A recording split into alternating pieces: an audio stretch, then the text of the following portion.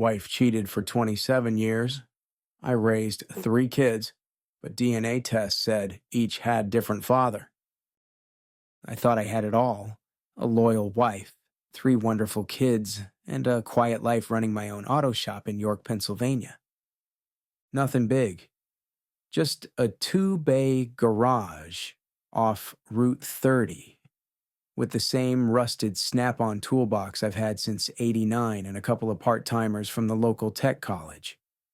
People came in for breaks and oil and stayed to talk football. That kind of town, that kind of life. My wife, Linda, was the stable one, school program coordinator, PTA queen. She remembered everyone's birthdays, organized potlucks, and somehow never missed a Sunday service. We weren't flashy, but we were solid. Or so I believed, and our kids were everything to me. Tyler, the oldest, 27, methodical, loyal, works the front desk at the shop. Emily, 25, college graduate, special ed teacher in Lancaster, bright, kind, a born caregiver. And Will, my youngest, just turned 20, big heart, little direction. Likes skateboarding, can't hold a job, but always hugs his mom before he walks out the door. It was Will who cracked it open, the one I never suspected. He'd been getting dizzy off and on for months. Then out of nowhere, he collapsed on the driveway. His heart, something congenital, not lifestyle, not stress, just bad wiring. They said it wasn't urgent, but it was serious. Surgery would come soon. They wanted to get ahead of it, start with full family blood compatibility in case a direct match was needed. Linda and I drove to the hospital together. She joked the whole way, tried to keep things light. I sat quiet, hands on the wheel, already bracing myself to hear something awful about valves or scarring or God knows what. What I didn't expect, not for a second, was what the doctor said 3 days later. "Mr. Miller, I'm sorry, but your blood work doesn't show a biological relationship to Will. We double-checked the file. There's no mistake." I sat there, staring at the man like he'd spoken another language. "What do you mean? He's my son." "I understand," the doctor said gently. "But genetically, he isn't." I didn't argue, I didn't yell. I just nodded, shook his hand, and walked out. Linda was in the parking lot waiting. She asked what they said. I told her they just needed more labs. I couldn't bring myself to say it, not yet. That night, I sat at the kitchen table long after everyone went to bed. My phone lit the room. I searched for anything that might make sense: blood typing errors, lab contamination, hospital misreads. But deep down, I already knew. I looked at old photos. Will as a baby in the backyard. His second birthday. My hand on his shoulder. His mother smiling next to me. He had her eyes, her mouth, her laugh, but nothing of mine. Then I started wondering about Tyler and Emily. I always thought Tyler looked like Linda's father. Same narrow jaw. Emily had my sense of humor, but not much else. And just like that, something inside me shifted. Not anger, not yet.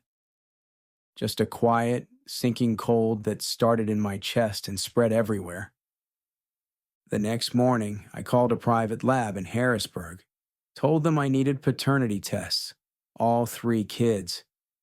I asked if they could be discreet. They said yes. Linda asked why I seemed off that day. I said I was tired. And I was. Tired of pretending I still knew what my life was made of. Because suddenly, every memory had a crack in it. Every hug, every baseball game, every Sunday breakfast. And behind each one was a question I never thought I'd ask. What if none of them are mine? The test results came back in a plain white envelope. No return branding, just a tracking number and my name. The kind of thing you get when you order parts off eBay. But it wasn't parts, it was answers. I waited until everyone was out, Linda at work, Will off with friends, Tyler running the shop. I sat at the kitchen table, same spot where I used to help the kids with math homework, and opened the envelope with hands steadier than I expected. Emily, 99.9% biological match. My daughter, Tyler, 0%. Will, 0%. Just like the first test, no wiggle room, no doubt. I stared at the papers for maybe 15 minutes, maybe an hour. The refrigerator hummed, a dog barked outside. Somewhere a lawnmower buzzed, but inside my head, nothing. Not even words. Just vacancy. I waited until after dinner to say anything. Linda was washing dishes. I stood behind her, still holding the folder. She looked over her shoulder. "You're awfully quiet tonight." I placed the papers on the counter next to the soap bottle. "What's that?" "Read it." She dried her hands, took one look, and froze. Her mouth pressed into a line. Her eyes flicked over the numbers. Then, up at me. "What is this?" "You know what it is. Frank, this can't be." "It is." She started shaking her head before she even finished reading. "There must be some mistake." "There isn't. You must have sent in the wrong sample, or—" "Stop." Her lips quivered. "Frank, Just stop." She stepped back from the counter like it might bite. Okay, I'll tell you the truth, but you have to promise not to hate me." I didn't answer, and she took a long breath. "Tyler, I got pregnant before we were serious. You remember that gap when we stopped seeing each other? I was seeing someone else. Briefly, I thought it was over." I nodded, and Will, her face crumpled like she was losing control of the mask. "Eric," she whispered. "It was Eric. Eric Monroe, my best friend. Dead 8 years now. Heart attack at 48. I gave a eulogy, called him a brother." "How long?" I asked. "On and off for a few years." I turned away. I didn't want to see her mouth moving anymore. "He was there," I said. "He was always around, but you said it was nothing." It didn't mean anything. It wasn't about you." I laughed, not because it was funny, because that sentence didn't belong in this world. "You cheated with my best friend. You lied to me for 20 years. And now you want to tell me it wasn't about me?" Tears welled up. I was scared to lose everything. "You already did. Please don't tell the kids." That got me. I turned back around, leaned both palms on the counter, looked her dead in the eyes. "You want me to keep lying for you?" "They see you as their dad. That's what matters." "They see me that way because I am their dad," I said. "Because I showed up, because I never left. Not because you gave me the chance to choose." She started crying then, full sobs, shaky shoulders. I just stood there, watching a woman I no longer recognized try to negotiate her way out of a collapsing life. "I'll move out," she said finally, "if you want me to." "No," I said, "you stay. I'm not blowing this house up in one night." I grabbed a pillow, walked upstairs, and opened the guest room, the one we'd always used for family visits or storage. I closed the door behind me and didn't turn on the light. I lay in that bed with the hum of the ceiling fan and the ache of 1,000 unasked questions. How many times did she look at me across the dinner table and think of him? What else don't I know? Was Emily even conceived in love or guilt? But the worst question, the one I couldn't stop asking, was the simplest. What do I do now that nothing I built belongs to me? It's a strange thing, living with someone you don't trust anymore. Waking up and hearing them in the kitchen, smelling their perfume down the hall, knowing that just one wall away is the person who unraveled your entire life and still made the coffee. After that night in the kitchen, after she confessed everything, I didn't move out. I didn't blow up our marriage. I just moved down the hall. The guest room became mine. She never knocked, never came in. We lived like polite strangers, exchanging logistics, avoiding eye contact, brushing past each other like co-workers who'd once had an affair and now had to share a copy machine. The kids didn't know. They just thought I was having a rough patch. More tired, more quiet. I told them work had picked up, long hours, short tempers, and they believed it. They had no reason not to. Linda and I never told them the truth. Some nights, I'd lie in the dark and listen to her move around in the master bedroom. Her steps soft, the creak of the closet door, the faint click of her bedside lamp. I'd wonder if she was writing in that old blue journal she kept. I'd wonder if she was thinking about Eric or me. Some nights I almost knocked on the door, almost asked her what we were even doing. If we were roommates now, ghosts in a house we once built. But I didn't. I didn't want to hear her say, "I don't know," because I didn't know either. The weeks blurred, fall turned cold, the leaves gave up. Thanksgiving came and went. I carved a turkey I didn't taste. Linda made her cranberry casserole like always. We passed dishes and smiled at the kids. Emily came home from school and said, "You two are still cute." Linda laughed. I forced something like a chuckle. We were still lying, still protecting the structure. But there was rot beneath it. One night in December, I found myself sitting on the back steps of the garage, wrapped in a flannel shirt, holding a beer I wasn't drinking. The sky was sharp and black and wide. I stared at it until my neck hurt, and I thought, what if I'd forgiven her? What if I'd said, "All right, it happened, we can work through it"? I could have. That's the truth. I had that choice. But every time I tried to picture it, I couldn't get past the betrayal. Not the physical part, the lying, the stealing of years, the decisions made without me that shaped my entire life. She'd chosen secrets, and I couldn't build a future on that. Was she a bad person? I don't think so. That's the part that made it worse. She was kind, thoughtful, always the first to help. She took care of everyone, except the truth. She loved our kids, even if two of them weren't mine by blood. She loved the version of us that looked good on paper. She loved the idea of safety, of home, of legacy. But when it cracked, she didn't own it. She hid. In January, she told me she was moving in with her sister in Pittsburgh for a while. "It's not forever," she said. "Just until we figure things out." I nodded. I didn't fight. I didn't cry.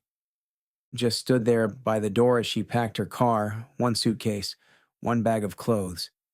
She kissed my cheek before she left. Not with romance. Just memory. "I'm sorry," she said. I wanted to say something, anything, but I didn't. And she drove off into the snow, taillights glowing like two little eyes fading into the white. I walked back inside. The house echoed louder that night, and I realized I wasn't angry anymore. Just tired, just empty.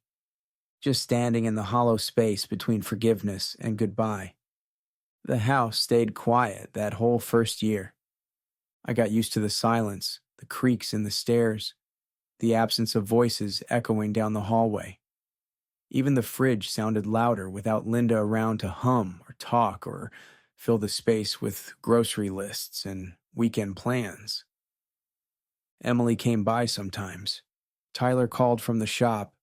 Will sent the occasional text, usually memes or photos of his dog. I loved them all, but the conversations got shorter. The check-ins thinner, like I was still their dad. But one, they'd put on emotional autopilot. I didn't blame them. I was the one who went silent first. In December, about a week before Christmas, the pastor at my church stopped me after service.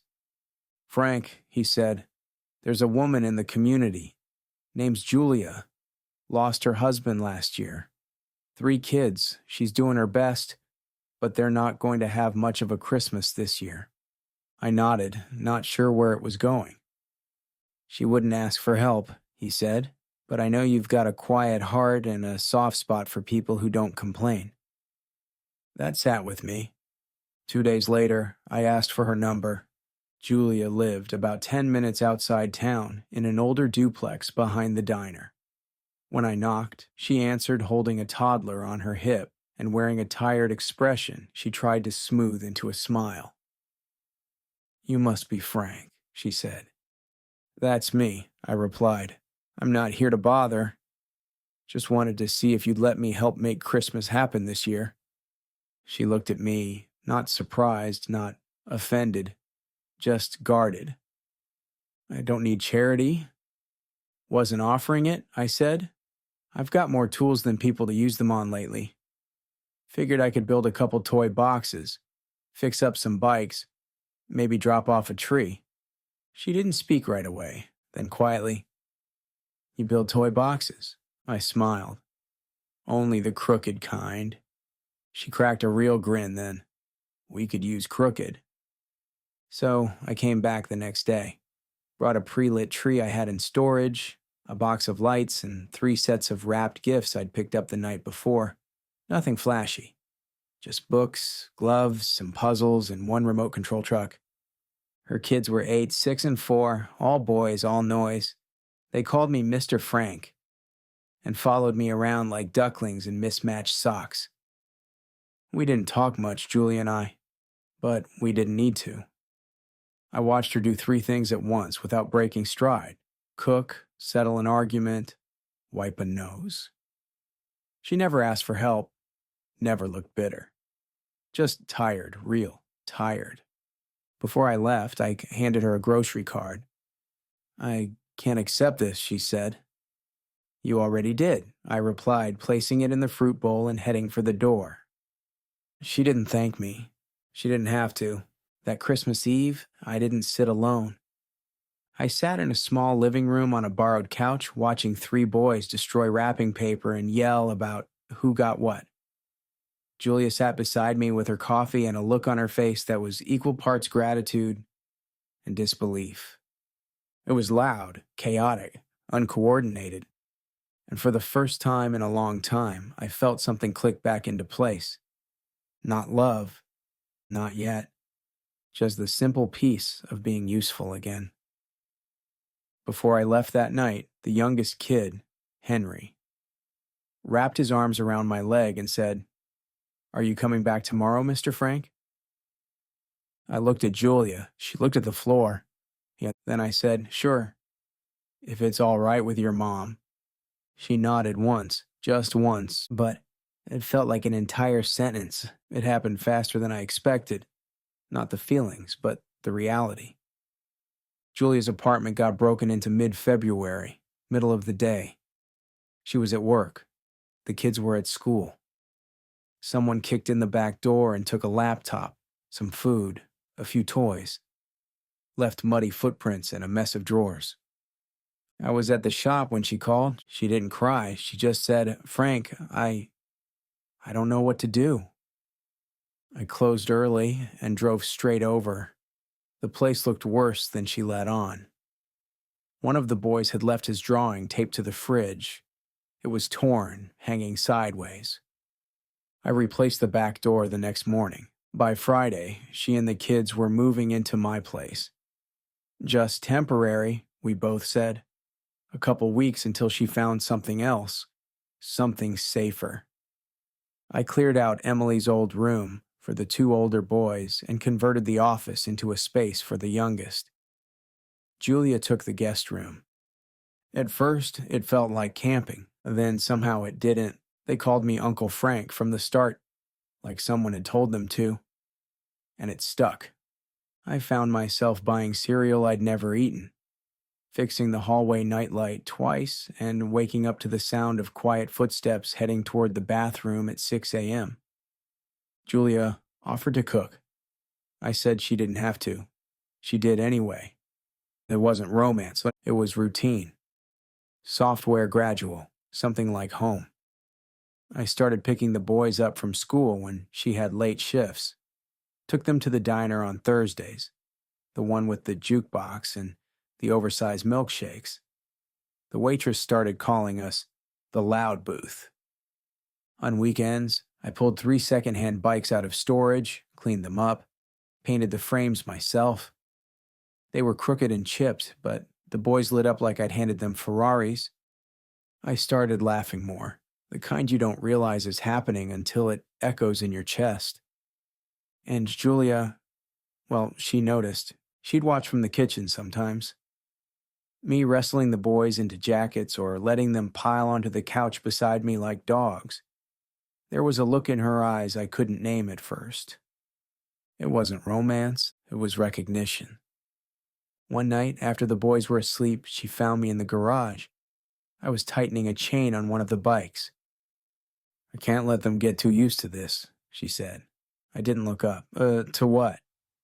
"To you." I nodded slowly. "I get that." She paused, then, "It's not that I don't appreciate it. I do, You're scared it'll fall apart." She laughed softly. "You're not wrong." I stood, wiped my hands. I'm not trying to take over anything, or fix what can't be fixed. I know. I just like having them around, that's all. She looked at me for a long time. "Yeah," she said quietly. "Me too." That night, when she went upstairs, I stayed in the garage. Not because I needed space, but because I needed time to absorb what I was feeling. I hadn't fallen in love with Julia.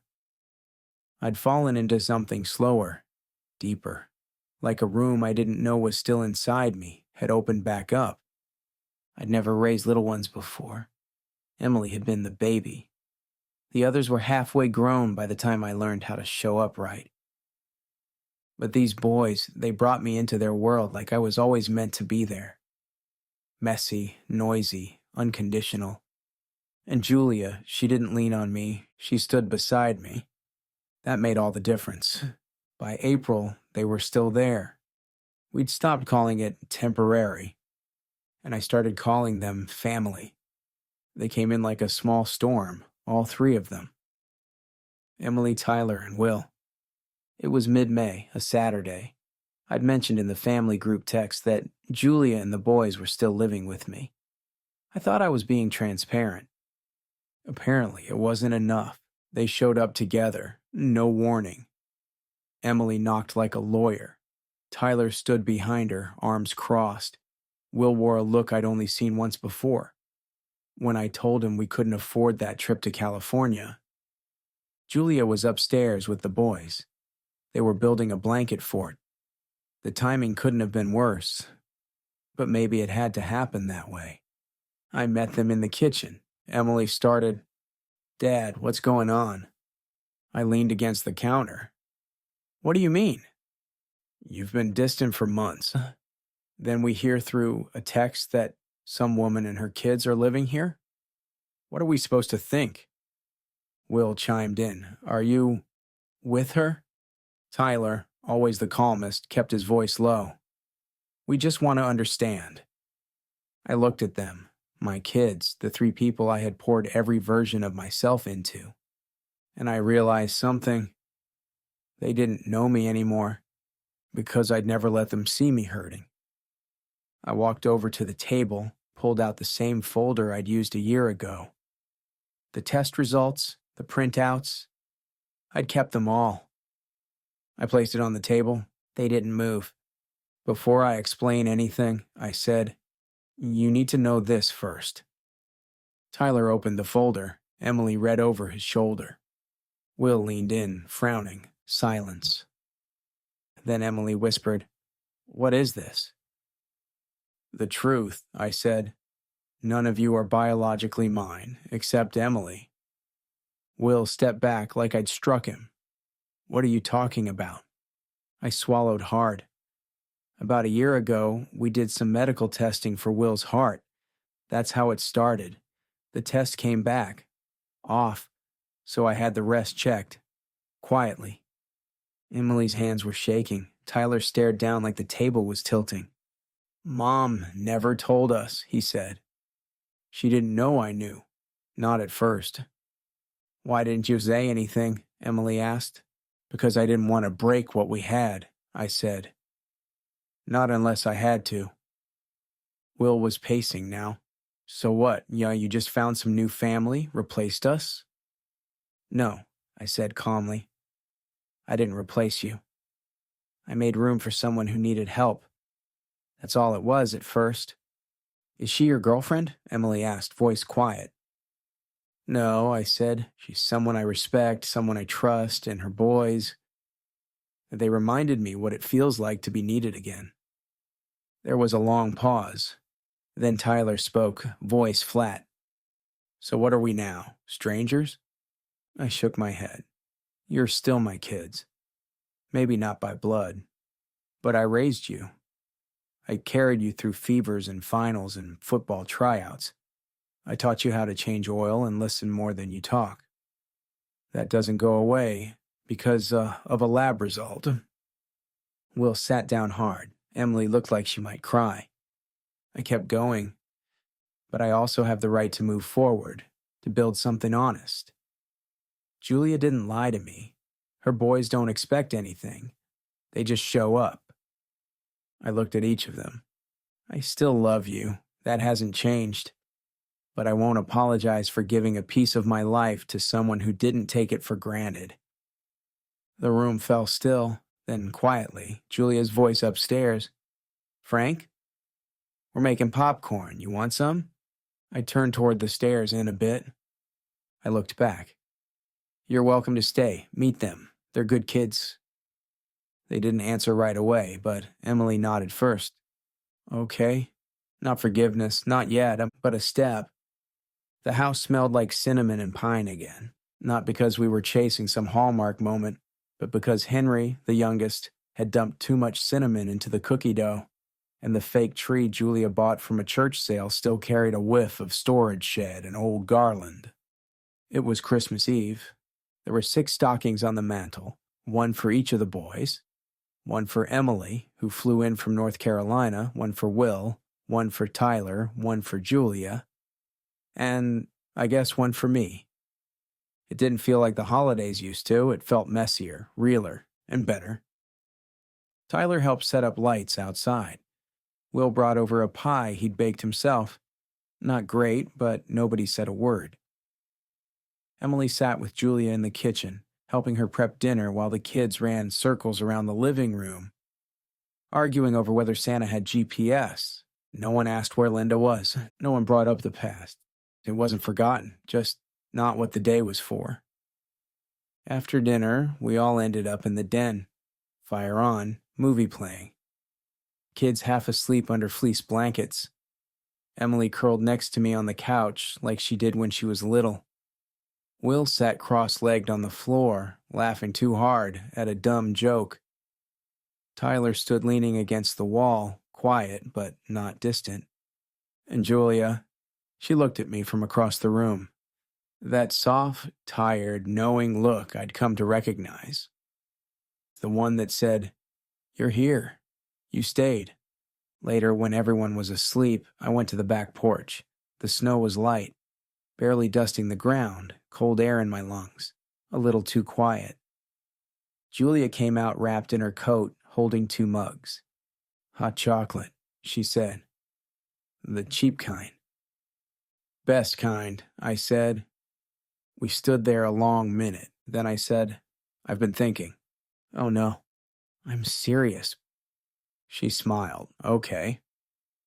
"I know things are good how they are, no pressure, no expectations, but..." I reached into my jacket pocket and pulled out a small box. No velvet, no diamonds. Just a simple silver ring, warm in my hand. She stared at it. "I'm not asking you to marry me, not yet. I'm asking if you'd stay, really stay. With me, the boys, all of it. Let's do 6 more months, all under one roof. And if that still feels right..." She looked down, took a breath. "Frank, it's not a proposal, it's a question." She laughed under her breath. "You're the first man to offer me a probationary family." I prefer the term test drive. She took the box, opened it, held the ring for a second, then nodded once. "Okay," she said. 6 months. I didn't kiss her, I didn't say anything sappy. We just stood there. Not as two people filling a void, but two people choosing to build something that hadn't been planned, but felt more honest than anything we'd ever been handed. Inside, the kids were snoring, the fire was out. A toy truck lay overturned under the coffee table. I didn't feel like a hero, or a saint, or even a proper father, but I felt ready not to start over, just to start real. You can't go back to what you thought love was. You can only walk forward, into whatever version of it still willing to open its door to you. And I had. I lost the woman I thought I loved, and found the family I never expected.